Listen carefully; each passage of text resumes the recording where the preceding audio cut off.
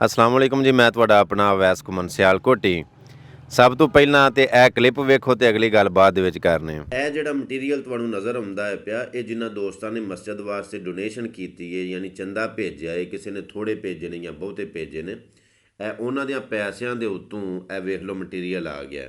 ਰੇਤ ਆਈ ਜੇ, ਬਜਰੀ ਆਈ ਜੇ, ਇੱਟਾਂ ਆਈਆਂ ਨੇ, ਸੀਮਟ ਆਇਆ ਹੈ ਤੇ ਅੱਲਾ ਦੇ ਫਜ਼ਲ ਦੇ ਨਾਲ ਉਹਨਾਂ ਦੀ ਅਮਾਨਤ ਨੂੰ ਬਿਲਕੁਲ ਪੂਰੀ ਇਮਾਨਦਾਰੀ ਦੇ ਨਾਲ ਮਸਜਿਦ ਦੇ ਵਿੱਚ ਲਾ ਦਿੱਤਾ ਗਿਆ। ਅੱਲਾ ਦੀ ਜ਼ਾਤ ਜਿੰਨੇ ਵੀ ਇਹ ਹਿੱਸਾ ਭੇਜਿਆ ਉਹਦਾ ਕਬੂਲ ਫਰਮਾਵੇ, ਉਹਨੂੰ ਅਜਰ ਦੇਵੇ ਔਰ ਉਹਨਾਂ ਦੇ ਮਰਹੂਮ ਮੈਨ ਨੂੰ ਇਹਦਾ ਸਵਾਬ ਅਤਾ ਫਰਮਾਵੇ।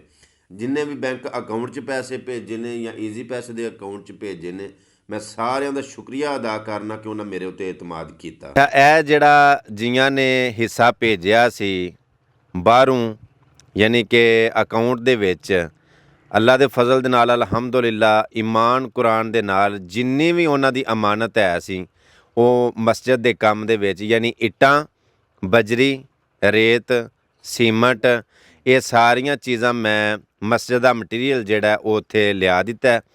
ਤੁਹਾਡਾ ਦਿੱਤਾ ਹੋਇਆ ਹਿੱਸਾ, ਹਦੀਆ, ਚੰਦਾ ਜੋ ਵੀ ਹੈ ਉਹ ਇਸੇ ਮਸਜਿਦ ਦੇ ਵਿੱਚ ਲੱਗੇਗਾ ਔਰ ਇਨਸ਼ਾਅੱਲਾ ਅੱਲਾ ਦੀ ਜ਼ਾਤ ਤੁਹਾਨੂੰ ਇਹਦਾ ਅਜਰ ਅਜ਼ੀਮ ਵੀ ਅਤਾ ਫਰਮਾਏਗਾ, ਤੁਹਾਨੂੰ ਨਿਮਲ ਬਦਲ ਦੇਗਾ। ਕਿਉਂ ਕਿ ਤੁਹਾਡਾ ਦਿੱਤਾ ਹੋਇਆ ਜਿਹੜਾ ਮਾਲ ਹੈ, ਤੁਹਾਡਾ ਦਿੱਤਾ ਹੋਇਆ ਜਿਹੜਾ ਜਿੰਨਾ ਵੀ ਹਦੀਆ ਹੈ, ਜਿੰਨਾ ਵੀ ਚੰਦਾ ਹੈ, ਇਹਦਾ ਅਜਰ ਤੁਹਾਨੂੰ ਵੀ ਮਿਲੇਗਾ ਔਰ ਤੁਹਾਡੇ ਮਰਹੂਮੈਨ ਜਿਹੜੇ ਦੁਨੀਆ ਤੋਂ ਟੁਰ ਗਏ ਨੇ, ਅੱਲਾ ਉਹਨਾਂ ਨੂੰ ਵੀ ਇਹਦਾ ਅਜਰ ਅਜ਼ੀਮ ਅਤਾ ਫਰਮਾਏਗਾ।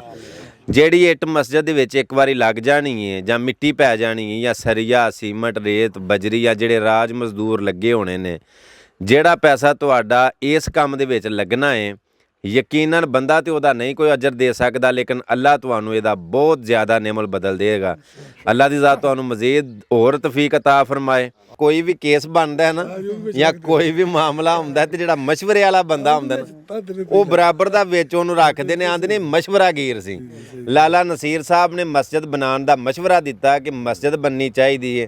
ਹਾਫਿਜ਼ ਸਾਹਿਬ ਨੇ ਫਿਰ ਮਾਸ਼ਾਅੱਲਾ ਇਸ ਗੱਲ ਨੂੰ, ਇਹਨਾਂ ਦੀ ਇਸ ਬਾਤ ਨੂੰ ਸੀਰੀਅਸ ਲਿਆ ਔਰ ਚੌਧਰੀ ਰਿਆਸਤ ਘੁੰਮਣ ਸਾਹਿਬ ਦੇ ਨਾਲ ਇਹ ਗੱਲ ਸ਼ੇਅਰ ਕੀਤੀ ਤੇ ਇਹਨਾਂ ਆਖਿਆ ਜਨਾਬ ਅੱਲਾ ਦੇ ਦਿੱਤੇ ਦੇ ਵਿੱਚੋਂ ਹਾਂ ਦੇਣਾ, ਤੇ ਇਹਨਾਂ ਨੇ ਮਾਸ਼ਾਅੱਲਾ ਆਪਣੀ ਜਾਇਦਾਦ ਦੇ ਵਿੱਚੋਂ 10 ਮਰਲੇ ਜਗ੍ਹਾ ਮਸਜਿਦ ਵਾਸਤੇ ਵਕਫ ਕੀਤੀ, ਜਿਹੜੀ ਕਿ 80-90 ਲੱਖ ਦੀ ਹੈ।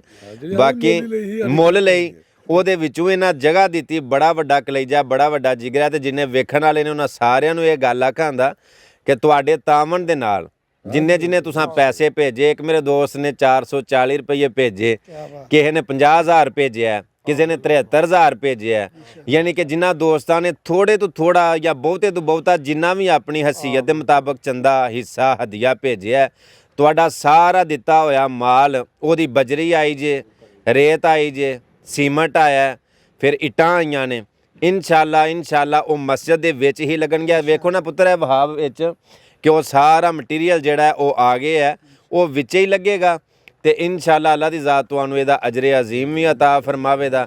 ਜਿੰਨੇ ਦੋਸਤ ਨੇ ਉਹਨਾਂ ਸਾਰਿਆਂ ਨੂੰ ਵੇਖਣ ਵਾਲਿਆਂ ਨੂੰ ਆਖਾਂਗਾ ਕਿ ਜਿੰਨਾ ਕਰ ਤੁਸੀਂ ਕਰ ਸਕਦੇ ਹੋ ਆਪਣੀ ਕਪੈਸਿਟੀ ਦੇ ਮੁਤਾਬਕ, ਆਪਣੀ ਜੇਬ ਹਸੀਅਤ ਦੇ ਮੁਤਾਬਕ ਮਸਜਿਦ ਦੇ ਕੰਮ ਦੇ ਵਿੱਚ ਹਿੱਸਾ ਪਾਓ। ਅੱਲਾ ਪਾਕ ਦੀ ਜ਼ਾਤ ਤੁਹਾਨੂੰ ਬਹੁਤ ਜ਼ਿਆਦਾ ਦੇ, ਅੱਲਾ ਕਬੂਲ ਫਰਮਾਵੇ।